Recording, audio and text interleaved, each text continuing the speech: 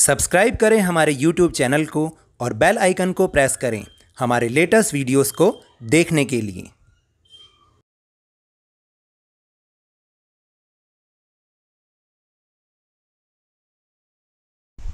Hello and welcome to Lavneesh Sir की class. This is Directorate of Education GNCT of Delhi's worksheet number 4, and it is only for class 6th student, and it has taken from the subject mathematics. And today we will understand the topic to know our numbers. और आपको तो ये याद ही है कि last worksheets में भी हम यही अंडरस्टैंड कर रहे हैं अपने नंबर्स के बारे में, और लास्ट वर्कशीट में तो हमने एडिशन करना सीखा था। आज हम नंबर लाइन को यूज़ करते हुए सब्ट्रैक्शन करना सीखेंगे। सब्ट्रैक्शन मीन्स माइनस करना या बैकवर्ड काउंटिंग यानी रिवर्स काउंटिंग। तो what is the concept of the today's worksheet? This is concept of subtraction using number line, और इसको हम बैकवर्ड काउंटिंग या रिवर्स काउंटिंग भी कहते हैं। तो चलिए let's start and understand with me. देखिए यहाँ पर एक क्वेश्चन दे रखा है 10 - 3। इसको हमें नंबर लाइन पर सीखना है। तो नंबर लाइन पर सीखने के लिए हमेशा क्या करते हैं, हमेशा एक लाइन बना लीजिए स्केल से, और सबसे पहला जो पॉइंट है वो है 0। यू राइट हेयर 0, और उसके बाद जितना नंबर लिखा है बड़ा नंबर 10 तक, अगर 10 लिखा है तो 10 तक ऐसे ऐसे लाइंस आप डाल लीजिए। फिर इसके बाद अब हमें 3 माइनस करना है, यानी 3 बैकवर्ड चलना है, रिवर्स काउंटिंग चलनी है। तो कैसे किया, 1 2 एंड 3। तो ये हो गया, आंसर इज 7। और इसको हम एक और तरीके से भी कर सकते हैं जिससे आपको बहुत अच्छे से समझ में आ जाएगा। तो आप अपनी नोटबुक निकालिए और मेरे साथ कीजिए। सबसे पहले स्केल से एक स्ट्रेट लाइन खींच लीजिए एंड यू राइट हियर 0। उसके बाद फिर हमें काउंटिंग लिखनी है 1 2 3 4 5 6 7 8 9 एंड 10। अब आपको क्या करना है, क्योंकि हमें बड़ा नंबर कौन सा दे रखा है 10, तो आपको क्या करना है 0 से लेकर 10 तक जंप लगानी है ऐसे, और इसके बाद 3 माइनस करना है। तो माइनस करने के लिए क्या करना पड़ेगा, 3 बार छोटी छोटी जंप लगानी है, लेकिन रिवर्स 1 2 एंड 3। तो व्हाट इज द आंसर, 7। देखा, ये वाला तरीका ज़्यादा आसान है ना। ऐसे ही आप कोई और भी कर सकते हैं, जैसे आपको 5 - 3 करना है, और ये सब बच्चे अपनी नोटबुक में इसी तरह करके दिखाएंगे जैसे मैंने अभी ये वाला किया है। तो जब हम 5 - 3 करेंगे तो आपको क्या करना है, एक स्ट्रेट लाइन खींचनी है, और फिर क्या करना है, आपको 5 तक उसमें काउंटिंग लिखनी है, 0 1 2 3 4 एंड 5। फिर 5 तक जंप, और उसके बाद 3 काउंट, स्मॉल काउंट 1 2 एंड 3। तो व्हाट इज़ द आंसर, 2। समझ में आ गई ना बात। इस तरीके से आपको बहुत सारे ऐसे क्वेश्चन प्रैक्टिस के रूप में करने हैं। Now the next topic is what is subtraction. Subtraction क्या है, जैसे पिछली बार हमने पढ़ा था ना व्हाट इज एडिशन, और एडिशन के बहुत सारे नाम हमने पढ़े थे, ऐसे ही आज हम सब्ट्रैक्शन के नाम भी पढ़ेंगे। जैसे टेकिंग अवे, यानी कुछ वापस ले लेना, इसका मतलब माइनस। ये वर्ड्स जरूर याद रखना, क्योंकि क्वेश्चंस में यही वर्ड्स लिखे होते हैं। तो इसका मतलब आपको समझना, अगर टेकिंग अवे लिखा होगा तो समझना है कि माइनस करना है। अगर लिखा है लेस, लेस का मतलब भी यही है कि माइनस यानी कि कम करना। डिफरेंस, डिफरेंस का मतलब भी सब्ट्रैक्शन होता है कि दोनों के बीच में कितना डिफरेंस है, तो सब्ट्रैक्ट करके देख लो। फिर डिक्रीज, डिक्रीज का मतलब कम होना।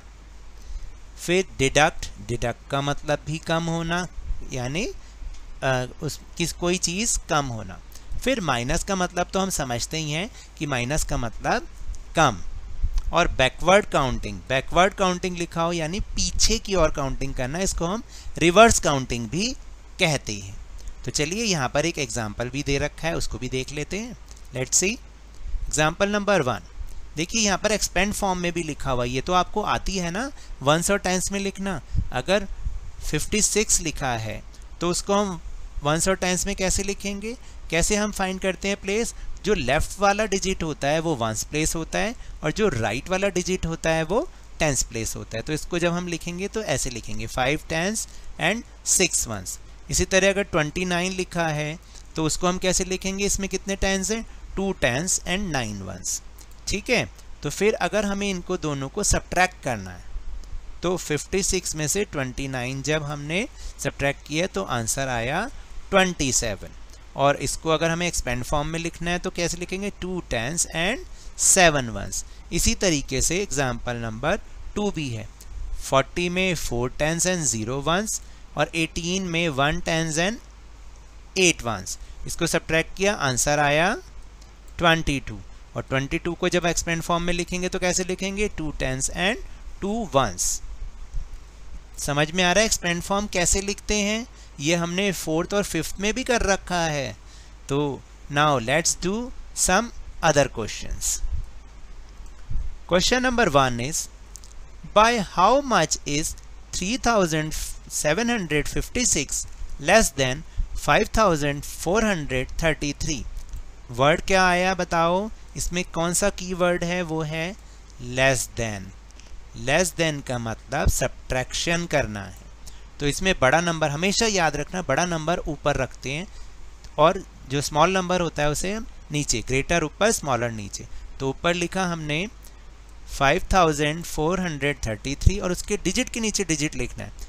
उसमें 3756 को नीचे रख के हमने सब्ट्रैक्ट कर दिया यानी माइनस कर दिया। तो जब माइनस किया तो 13 में से 6 नहीं जा सकते तो एक बोरो करना पड़ता है। तो यहाँ तो हो जाएगा 2, यहाँ हो जाएंगे 13 में से 6 माइनस 7, यहाँ रह गए 2। अब 2 में से भी 5 नहीं हो सकता तो हमें एक और बोरो करना पड़ेगा 4 से। तो यहाँ बन जाएगा 12 माइनस 5 इज इक्वल टू 7। यहाँ रह गया 3 में से 7 नहीं माइनस हो सकता तो 5 से 1 बोरो करना पड़ेगा। तो यहाँ पर बन गए 13 में से 7 माइनस 6 और यहाँ रह गए थे 4 क्योंकि इसने तो 1 दे दिया था। तो ये 4 minus 3 is equal to 1। Answer is 1677। Now let's do question number 2। The difference between two numbers is 1307. If the large number is 9577, find the smaller number. देखिए बहुत इजी क्वेश्चन है। आपको क्या करना है, यहाँ वर्ड क्या आया? डिफरेंस। याद है ना कीवर्ड डिफरेंस का मतलब क्या होता है? माइनस। तो अगर हम बड़ा जो नंबर है 9577 में से 1307 को माइनस कर दें तो हमारा जो स्मॉलर नंबर है वो निकल आएगा। तो देखो कैसे करना है। लार्जर नंबर इज 9577 और दोनों का डिफरेंस यानी दोनों का आंसर कितना है? 1307। तो स्मॉलर नंबर निकालने के लिए क्या करना पड़ेगा? दोनों को माइनस कर दो। माइनस किया तो आंसर आया 8270। इस तरीके से हमारा ये स्मॉलर नंबर निकल गया। इसको और मज़ेदार बनाने के लिए चलिए अब चलते हैं अपने ब्रेन टीजर सेक्शन की ओर। Question number 1 is arrange in columns and subtract. देखिए यहाँ पर आपको हॉरिजॉन्टल वे में दे रखा है, इसको हमें पहले कॉलम्स में लिखना है। कॉलम्स का मतलब नंबर के नीचे नंबर। तो first is 115 from 527, second is 5462 from 6150। इसको पहले आपने कॉलम में लिखना है। तो याद रहेगा ना कि हमेशा जो ग्रेटर नंबर है वो ऊपर आएगा और स्मॉलर नंबर उसके नीचे, और डिजिट के नीचे डिजिट ही लिखना है। तो जब हम इसको सब्ट्रैक्ट करेंगे आंसर आएगा ये। लेकिन हो सकता है मैंने आंसर में गलती की है, तो पहले आप खुद कीजिए और फिर मेरे आंसर से मैच कीजिए और मुझे कमेंट बॉक्स में बताइएगा कि मैंने आंसर सही लिखा है या गलत लिखा है। इसी तरह हमें सेकंड क्वेश्चन भी करना है। जो ग्रेटर नंबर है उसे ऊपर और जो स्मॉलर नंबर है उसे नीचे, और दोनों को सब्ट्रैक्ट करना है, माइनस करना है, आंसर आ जाएगा ये। अब पता नहीं मेरा आंसर सही है या गलत, आपको खुद देखना है। फिर इसके बाद है क्वेश्चन नंबर 2, ध्यान से समझिएगा। Bye how much is 45,872। देखा, मैं जानबूझ के बोलता हूं ताकि आप एकदम मुझे टोक दो कि सर आपने गलत बोला है। 45,872 लेस देन 50,000। अब आपको बताना है कि ये जो 45,872 नंबर है ये 50,000 से कितना लेस है। तो लेस देन का मतलब माइनस, तो हमेशा ग्रेटर नंबर ऊपर, स्मॉलर नंबर नीचे, दोनों को सब्ट्रैक्ट करना है। दोनों को जब सब्ट्रैक्ट करेंगे तो आप कहेंगे 0 में से 2 कैसे गया सर, तो ये तो आपको आता ही है ना कि 0 में से 2 नहीं जा सकता, तो हमें बोरो करना पड़ता है। इधर बोरो आया ये 10, फिर इसने दिया ये यहाँ पर 10, फिर यहाँ पे 10, फिर यहाँ पे 10, लेकिन बाकी सब हो गए 9, तो 10 में से 2 गए 8, यहाँ बच गया 9, 9 में से 7 गए 2, फिर यहाँ पे भी 9, 9 में से 8 माइनस 1, यहाँ पे भी 9, 9 में से 5 माइनस 4, और यहाँ रह गए थे 4, 4 माइनस 4 0। तो आंसर इज 4128। देखा, हो गया ना। अब बहुत ही मजेदार question, question number 3। The price of a car is ₹50,795 and the price of a motorbike is 70,063 rupees. Which vehicle is costlier and by how much? देखिए बहुत आसान है, कार के प्राइस दे रखे हैं और बाइक के प्राइस दे रखे हैं। आपको बताना है दोनों में से कौन सा व्हीकल जो है वो कॉस्टलियर है यानी महंगा है। तो देखने पर तो हमें पता चल रहा है कि price of car is 5,50,795, price of motorbike is 70,063, price of a car is more than price of a motorbike, therefore car is costlier than motorbike। और कितना दोनों में डिफरेंस है तो हम वो डिफरेंस भी करके देख लेंगे, तो हमें पता चल जाएगा कि डिफरेंस क्या है। तो therefore car is 4,80,732 costlier than motorbike। लेकिन आप प्लीज़ ये अपनी नोटबुक में करके देखिएगा और फिर बताइएगा, मेरे आंसर से मैच कीजिएगा और मुझे बताइए कि आंसर गलत है या सही। तो now that's all for this worksheet.